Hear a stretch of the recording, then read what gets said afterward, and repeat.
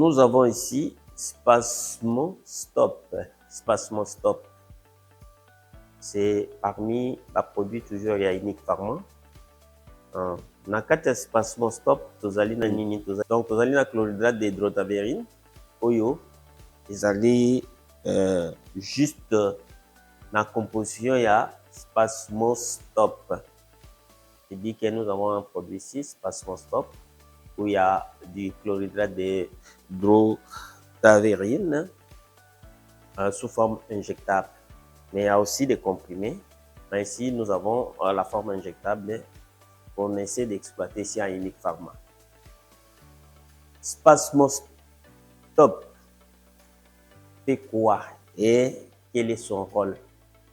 Toko kende na moi lingala muke azo salani c'est beaucoup plus azali ko lutter contre ba douleur oyo bengaka ezaka na kati ya ba muscle lisse. Ba muscle lisse ezali exemple par exemple michopo na biso ça fait oyo to bengaka ba muscle lisse ezala ba matrice ba michopo tout ça ba viscère ba biloko nyonso to bengi ba viscère nde yango wana ba muscle lisse. C'est différent ye azoko agir te na misuni parce que ce qui toke atu mususu ba okanisa ke ye ako agir na misuni non misuni te mikwa te ye kaka musala na ye na oignon ezali muscle lisse. Exemple yango wana topesi ba michopo ba utérus nyonso oyo ezo composer biloko ya kati voire même à niveau ya ba urètre na biso tout ça yango wana nde tobengaka ba muscle lisse. Siko rôle nini azo sala kuna ye azo ko empêcher ba douleur nyonso eko ko attaquer na niveau wana. Donc tobengi na français beaucoup plus il est un antispasmodique. Donc un antispasmodique c'est celui qui combat les douleurs au niveau des muscles lisses quoi en fait. Ye wana ne azali ko utiliser. Mais à part wana, qu'est-ce qu'il fait? Ye pe azali ko jouer un rôle très important pour na mwasi azemi. Mwasi azemi o akomi pene na kobota. Oyebi ke mwasi azemi col na ye ezaka col utérine na ye ezaka toujours ya kokangama. Maintenant, qu'est-ce qu'il fait? Azali kosala dilatation. Akosala dilatation ya col utérine pour permettre que mwana abota. Ezopekisa douleur. Alobi bien ezopekisa douleur. Ressentir douleur. Mais azali na musala mususu o azali kosala ya kosala dilatation. Donc kokomisa na lingala c'est un peu difficile. Kokomisa col utérine pété. Pour permettre expulsion ya mwana abima facilement. Donc ezali des rôles très importants oyo à part barol mususu mais oyo ezali très important de yango wana. La première des choses c'est un antispasmodique oyo azali aussi ça a beaucoup plus de douleur na niveau ya ba biloko oyo ya kati lokola michopo ba utérus nyonso wana ya mibale azali pour dilater col utérine pour na tango ya accouchement mwasi abota malam. Mais kolobela spasmo stop dans biso oyo ezali chlorhydrate de hydrotaverine ye auti wapi balobi c'est beaucoup plus bazali ba dérivé ya isotinoléine oyo azali ko exercer beaucoup plus makambo na ye juste na niveau ya baspace au soit au tobengi ba muscle lisse.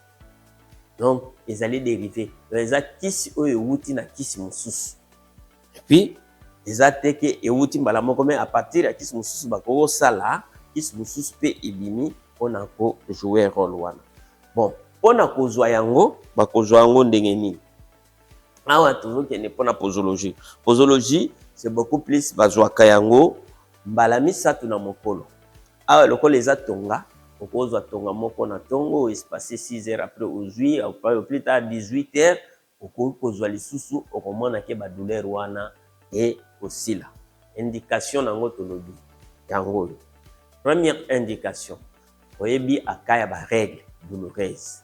Hein? Ozomona règle penza ezoko swa makasi okoko zwa yango. Deuxième indication, akaya libumu ezosala pasi makasi mitopoko baluka dit à une certaine maladie. Donc si cela est dit à une certaine maladie, ozomona libumu ezoswa makasi ye ako s'il s'appelle libumu. Na niveau pe ya irètre na biso, surtout ba vessie ba biloko wana nyonso. Soki pe ezana ba douleur moko boye, izali coagir, ye azali pe kokende coagir kopekisa. Aussi ça na ye douleur ezateke kosi sa maladie. Donc il faut maintenant chercher à combattre la maladie. Ye ake apekisi kaka po yo capacité, mais il faut se faire examiner pour savoir il s'agit de quelle maladie oyo boko traiter. Par exemple, ceux qui libumu ezoswa makasi, et cause à la temps mususu banyama, et cause à la temps mususu pe ba problème mususu oyo ezo causer libumu wana eswa. Ye akopekisa sa douleur, mais il faut chercher à se traiter. Pour na makambo etali ba règle, oui, nous savons bien que il y a les écoulements, après les écoulements, les douleurs finissent. Ye akopekisa kaka ba douleur pe makambo mususu. Na lobi bien que azali ko traiter des maladies, mais azali ko silisa oyo itali douleur. Douleur yango wapi na niveau ba muscle lisse. Ba muscle lisse na wuti kotanga déjà, c'est inutile na sala ba répétition, mais soki to sala ba répétition peut-être na première partie on comprenaki bien te, mais deuxième partie on peut comprendre. Siko na mokuse na koloba selon ordre ndenge nini. Tozali na spasmo stop na biso. Ezali composé na chlorhydrate de drotaverine. Ezali sous forme injectable et azali indiqué en cas de quoi? Azali indiqué en cas ya ba douleur nyonso otobengi ba douleur ya muscle lisse. Ba douleur na muscle lisse, tokoloba exemple nini michopo na biso, tokoloba na basi o bazala na ba trompe ba utérus otobengi matrice pe ba na niveau ya masuba na biso tozali na eloko tobengi ba vessie ba douleur wana nyonso ezoko attaquer ba muscle lisse ndenge na uti koloba yende azali ko silisa yango. À part wana azali pe lisusu indiqué na problème ya accouchement. Moi si soki azobota nopite boko kende pe ba tudiye tonga oyo pour provoquer dilatation à col utérine pour permettre que mwana abima malamu. Azali contre-indiqué na mutu nyonso oyo azali ko présenter une hypersensibilité avec la molécule oyo ezali chlorhydrate de drotaverine. Soki makila na yo ezoko kanana kiswana te otobengi allergie, ye wana nde akozwa yango te. Mais pona baninga mususu bato nyonso tokoki kozwa yango. Mwasi ya zemi na lobi bien akozwa yango te, mais akozwa soki akomi na pasi ya kobota pour provoquer la dilatation. Il ne faut pas dire que ngana lobi oh moi si azemi akozwa yango. Non, à condition que ba travail na ye ya kobota ezowumela bakoki kopesa yango pour provoquer la dilatation ya col utérine pour mwana abimi. Là je pense que vous comprendre ngai malamu.